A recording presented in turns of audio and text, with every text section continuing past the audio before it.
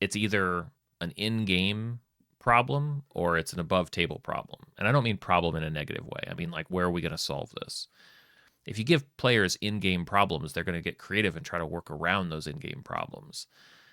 Really, what we're talking about is an above-table, like, for the dungeon master to feel like they're keeping a true world for everyone and assuming everybody's on the same page. It's probably easier to just be like, hey, so let's talk about this. Just like, Stevon, actually, a quick question on how I handle player inventory, specifically backpack versus carried inventory. One of my players has like 5 javelins, a bunch of throwing axes instead of in his inventory, and it just feels like too much to me. Yeah, yeah, that's fair. That's fair. So my approach. So there's two sides, right? I guess on the one hand, my approach to, I guess you could call it like encumbrance or carrying capacity or whatever. Generally, like my approach to it is I tell players early on, if you think it'd be fun to manage, I'll help you manage it. I'll work that into the game. If a player wants to like have it actually matter, like how many arrows they have and keep track of those and retrieve them and things like that, I'll help them, do that. And if they don't, then generally what I say is we'll hand wave it until it becomes absurd. So what you're talking about is like, well, for you, you've crossed that threshold. You're like, hey, this feels not true anymore. This feels kind of silly. Is it common, or should I have them like switch things to a backpack? I know backpack has super limited space.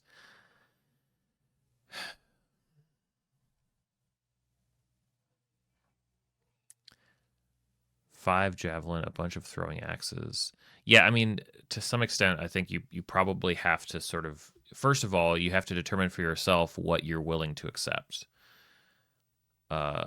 And it's really tricky because sometimes it's just a feeling that we get based on, it's different in different situations. Like I can imagine a ridiculous number of components that a wizard's carrying that might bother me. And of course, then if the barbarian's got 8 weapons and,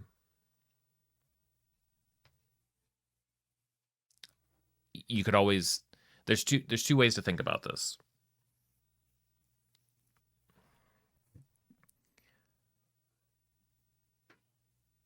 It's either an in-game problem or it's an above table problem. And I don't mean problem in a negative way. I mean like, where are we going to solve this? Generally speaking, if it's an in-game problem, you solve it in game and stay out of it above the table. This is sometimes like if the party gets into trouble with guards. That's an in-world problem. If it's an above table problem, it's best to solve it above the table, meaning it doesn't touch in-game stuff at all.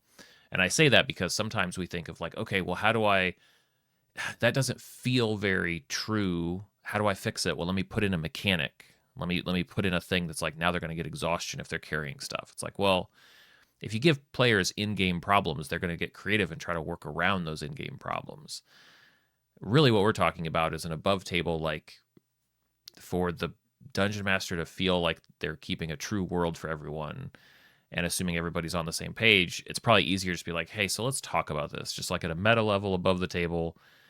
Let's list out, can we just list off like, let's talk about like, just make a list and just like talk through it and maybe try to find a way to level set with this player about like, doesn't that seem kind of silly? Can you show me an example of anybody in a hero in a movie and a thing that like, it feels a bit extreme. Maybe let's agree to like a reasonable like level. And maybe they're carrying that many things because, I mean, there could be all sorts of reasons. One of them could be like it's an ammo thing, it's a resource thing, and maybe they throw stuff a lot and they want to be able to retrieve it and get it back. I've certainly fast tracked some players to having sort of retrievable, throwable items, like an axe that will return to someone's hand, kind of to avoid that issue a little bit. But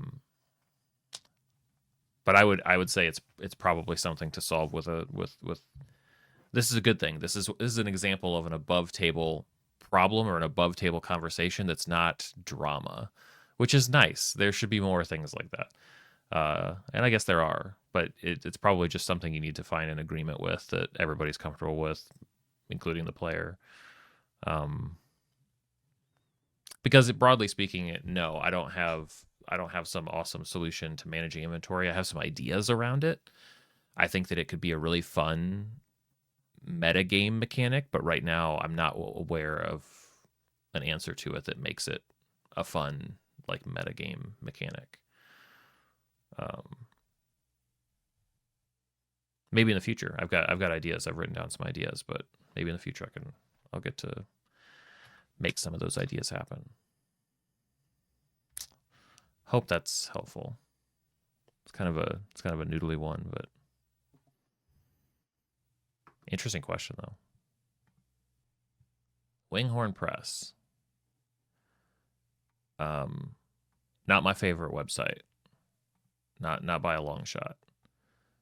Winghorn Press is an independent publisher. Blah blah blah blah. All writing and editing is carried out by R.M. Jansen Parks.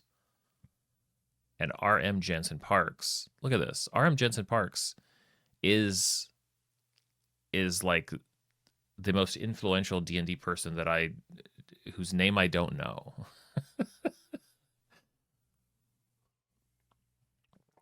I've run Wild Sheep Chase a bunch. Yeah, it's one of my go-tos. But look at that. But it's not the only one. I've run Wild Sheep Chase plenty. Produced by Winghorn Press. I can't. Yeah, it's. Hold on. I need to keep practicing. It's R.M. Jansen Parks. What'd you say his first name was? Or their first name is Richard. Okay.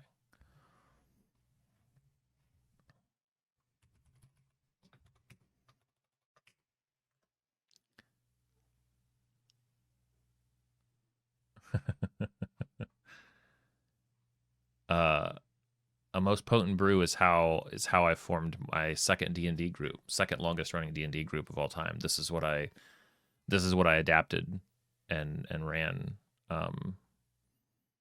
This person has like, I need to start listing this person off when I talk about.